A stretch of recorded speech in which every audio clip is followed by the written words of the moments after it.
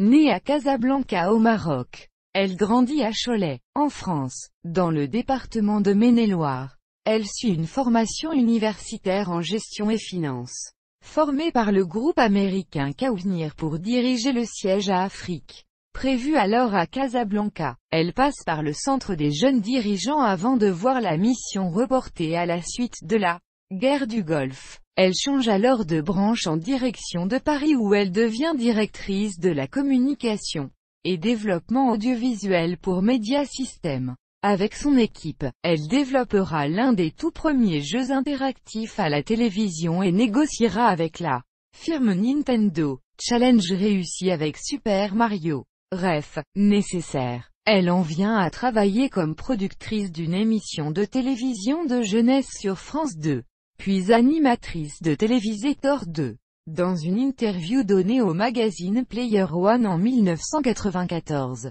elle indiquait toutefois avoir débuté chez Media Systems, éditeur du magazine de jeux vidéo Player One, en tant que standardiste, avant d'avoir progressivement aidé Crevette en tant que voix du jeu interactif Mario lancé par Cyril Drevet, Crevette, et son père Patrice Drevet. Puis enfin comme co-animatrice, dans Histoire de Player One. Elle est citée comme assistante de publicité à Media Systems. Dans la page sommaire des Player One 23 à 28, Ness est mentionnée comme assistante de publicité, puis comme chef de publicité dans les Player One 29 à 37, puis responsable TV à partir du Player One 38 au numéro 44. Sa carrière d'animatrice l'a conduite à présenter divers types d'émissions. D'abord sur MCM, dont elle sera directrice artistique jusqu'en 1998 et où elle présente les infos. Multimédia Player, première émission quotidienne dédiée au multimédia. YA Débat, émission politique durant la campagne présidentielle de 1995 et le MAG, journal quotidien en direct. Parallèlement, elle est consultante à la direction des programmes de TF1, consultante pour le groupe Disney et la stratégie de lancement de la chaîne du géant américain en France. Elle quitte MCM en 1998 pour rejoindre le groupe Canal+ pour la création et développement de la première chaîne européenne dédiée à la cyberculture, Game One. La même année sur TF1. Stéphane Courby lui propose de rejoindre Endemol pour l'animation de plusieurs émissions comme Les enfants de la télé aux côtés d'Arthur.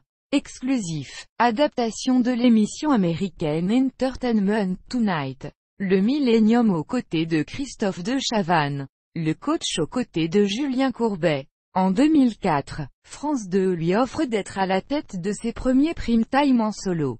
La légende des voix, Génération Tube, entre deux rives avec Rachid Arabe. Les victoires de la musique avec Michel Drucker et Jean-Luc Delarue. Sur France 2, elle récupère la case d'avant-soirée, aux commandes de l'émission Top of the Pops, coproduite avec la BBC.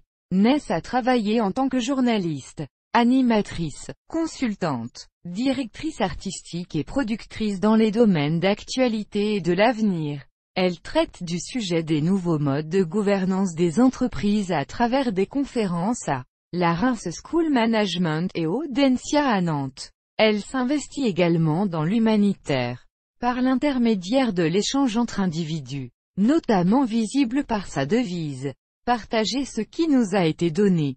La santé et l'éducation sont des domaines qui l'ont touchée et loin des flashs ou des caméras. Elle œuvre en faveur des filles des milieux ruraux du Maroc pour leur faciliter l'accès à l'école. Elle participe aux activités de l'association Juste pour eux, qui aide l'accès à l'école à 200 jeunes filles. Portail de la télévision française.